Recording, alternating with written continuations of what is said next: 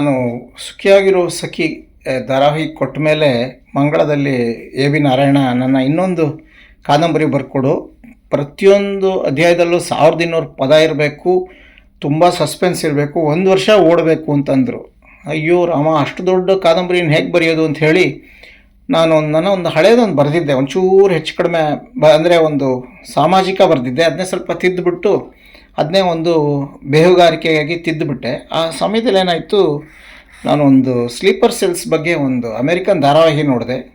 ಆವಾಗ ಅವರೆಲ್ಲ ಹೇಗೆ ಮಾಡ್ತಾರೆ ಸ್ಲೀಪರ್ ಸೆಲ್ಗಳು, ಇವರಂಥರ ದೇಶನ ಮರದೊಳಗೆ ಗೆದ್ದಲು ಹುಳ ಥರ ಸೇರ್ಕೊಂಡು ಒಳಗಡೆಯಿಂದ ಟೋಳ್ ಮಾಡೋ ಜನ ಅಂಥವ್ರನ್ನ ನಾನು ಆರಿಸ್ಕೊಂಡೆ. ಆಮೇಲೆ ಅವ್ರ ಹತ್ರ 10 ವಾರದ್ದು ಕೊಟ್ಟಿದ್ದೆ, ಇನ್ನು 3 ವಾರ ಅದಕ್ಕೆ ಜಾಹೀರಾತು ಕೊಟ್ಟು 4ನೇ ವಾರ ಶುರು ಮಾಡಿಬಿಟ್ರು. ನನಗೂ ದಬ ದಬ ದಬ ಅಂತ ಬರೆದು ಮುಗಿಸಿದೆ ಅದು ಕಾದಂಬರಿ. ಮೊದಲು ನನ್ನ ಐಡಿಯಾ ಇದ್ದಿದ್ದೆ ಒಂದು, ಚೆನ್ನಾಗೇ ಬಂದಿತ್ತು ಅದು. ಆದರೆ ಆಮೇಲೆ ನನಗೇನಾಯಿತು, ಯಾವಾಗ ಅವ್ರು 52 ವಾರ ಬೇಕು ಅಂದರು, 52 ವಾರ ಅಂದ ತಕ್ಷಣ ನನಗೆ ಫುಲ್ಲು ಸುಸ್ತಾಗ್ಬಿಟ್ಟೆ. ಇಷ್ಟು ಬರೆಯೋಕ್ಕೆ ನಾನು ಬೇರೆ ಏನಾದ್ರು ತೊಗೋಬೇಕು ಅಂದ್ಬಿಟ್ಟು ಸುಖಾಂತ ಅನ್ನೋ ಹೀರೋ ಅವನ್ನ ಬೇರೆ ಬೇರೆ ವೇಷದಲ್ಲಿ ಅವನು ಒಂದೊಂದೇ ಊರಲ್ಲಿರೋ ಒಂದೊಂದು ಎಷ್ಟು ಅಷ್ಟಪಾದಿಗಳ ಥರ 8 ಕಡೆ ಸ್ಲೀಪರ್ ಸೆಲ್ಸ್ ಇರುತ್ತೆ, ಒಂದೊಂದನ್ನೇ ನಾಶ ಮಾಡ್ಕೊಂಡು ಬರ್ತಾನೆ, ಒಂದೊಂದು ಕಡೆ ಒಂದೊಂದು ರೀತಿ ಇರುತ್ತೆ.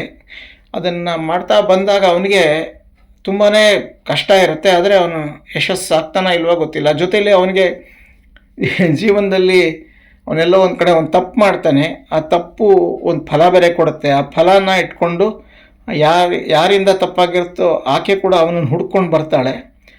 ಅದೊಂದು ಟ್ರ್ಯಾಕ್ ಆಗುತ್ತೆ. ಒಟ್ಟಿನಲ್ಲಿ ಇದು 8 ಪಾದಗಳು ಮತ್ತು ಅವರೆಲ್ಲರ ನಾಶ ಅಂತ ಎಲ್ಲ ಶುರು ಮಾಡಿ ಹೆಚ್ಚು ಕಡಿಮೆ ಇದು 48 ವಾರದವರೆಗೂ ಬರೆದೆ. ಇನ್ನು 4 ವಾರ ಬರೆಯೋಕ್ಕಾಗಲಿಲ್ಲ.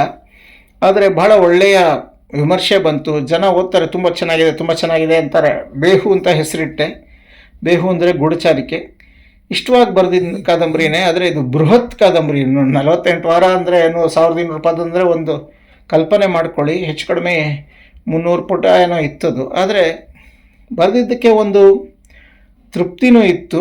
ಇನ್ನೊಂದು ಬರ್ಕೊಡೋ ಅಂದರು ಸಾರ್. ಅಷ್ಟರಲ್ಲಿ ನನಗಂದೆ, ಸರ್ ಇನ್ನೊಂದು ಸಲ ನನ್ನ ಜೀವನದಲ್ಲಿ ಕಾದಂಬರಿ ಬರೆಯಲ್ಲ ಅಂತ. ಆದರೆ ಆ ಮಾತು ಆಮೇಲೆ ಸುಳ್ಳಾಯಿತು ಅಂದ್ಕೊಳ್ಳಿ. ಒಟ್ಟಿನಲ್ಲಿ ತುಂಬ ಸಂತೋಷವಾಗಿ ಬರೆದ ಕಾದಂಬರಿ ಬೇಹು. ನಮಸ್ಕಾರ. ಮಂಗಳದಲ್ಲಿ ಧಾರಾವಾಹಿ ಆಗಿತ್ತು. ನಮಸ್ಕಾರ.